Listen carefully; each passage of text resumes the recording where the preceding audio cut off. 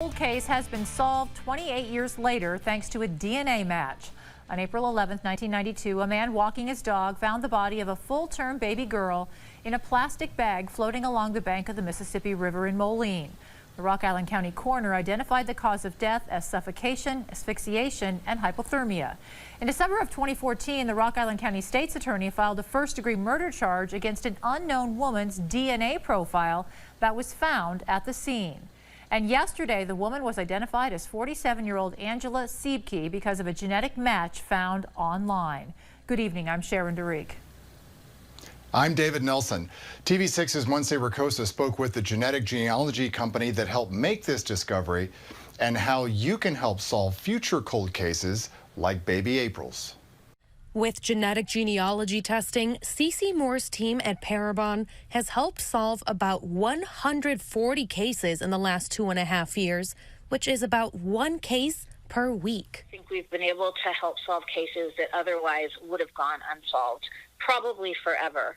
And we want to get these solved in time for the families to have answers. Genetic genealogy testing's capabilities changing in recent years. When we were building it for family history purposes. And then we started using it to help adoptees and other people of unknown parentage to find their family members, their biological family members. While we were doing that, it started becoming very obvious that this tool had much wider applications.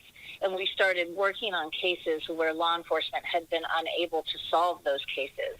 Helping to solve cold cases like baby April's from 1992. In a case like this one, baby April, it's probably less about the family and more about the community. The community really embraces these types of baby homicide cases, and it really means a lot to the officers involved, the people who discover the baby, Amen. And the community as a whole who band together and put on a funeral for these babies and give them a name. Matching Angela Siebke to the DNA profile based on others in their databases. And there were multiple matches that all worked together to help us to narrow it down to just one immediate family. And that doesn't always happen. But when you're working with really distant relatives, you often need multiple ones to see how all the pieces fit together. And these were really quite distant relatives. And so it took a fair amount of work and expertise to be able to narrow it down. The largest commercial DNA testing companies like 23andMe and Ancestry do not allow for law enforcement use. Moore says you must go through other websites to allow for law enforcement to cross-match your DNA, like GEDmatch or Family Tree DNA. This is a tool that absolutely relies on public support and participation.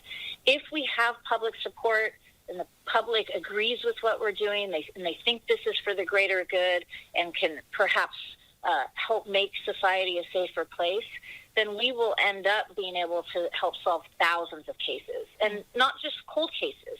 We can work in active cases too. In the Quad Cities, Monse Ricosa, TV6 News.